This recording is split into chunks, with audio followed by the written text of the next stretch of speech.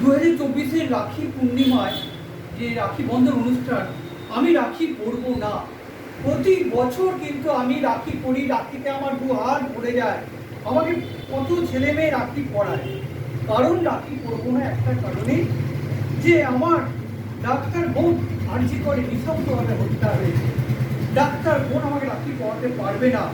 আমার মনে বড় কষ্ট, আনন্দ হাসি খুব আমি করতে চাই না, আমার মন বড় দুঃখে আছে।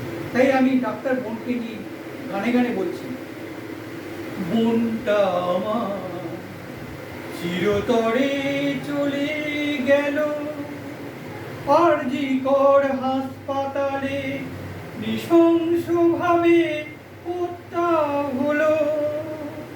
বাউল দাদা বলে কে আর আমায় ডাকবে বলো, আজ রাখি আমায় কে পড়াবে বলো, আজ রাখি আমায় কে পড়াবে বলো।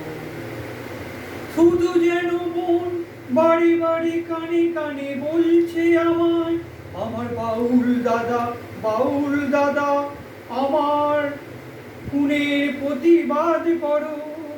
দোষীরা যেন কঠিন সাজা পায়, তার প্রতিবাদে তুমি ঝড় তোলো। আরজি কর হাসপাতালে নৃশংসভাবে আমার বোন হত্যা হলো। বোনটা আমার চিরতরে চলে গেল, আনন্দ হাসি খুশি নাই আমার মনে, ভালো লাগে না, ভালো লাগে না।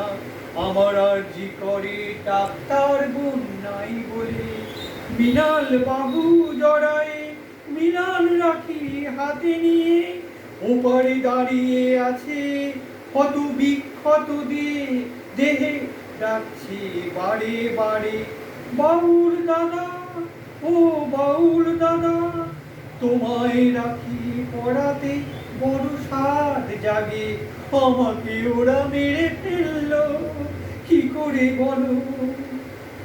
যাব তোমার কাছে আমি তোমায় রাখি পড়াতে, তুমি আমায় বলো, তুমি আমায় বলো। মনটা আমার চিরতরে চলে গেল, মনটা আমার চিরতরে চলে গেল।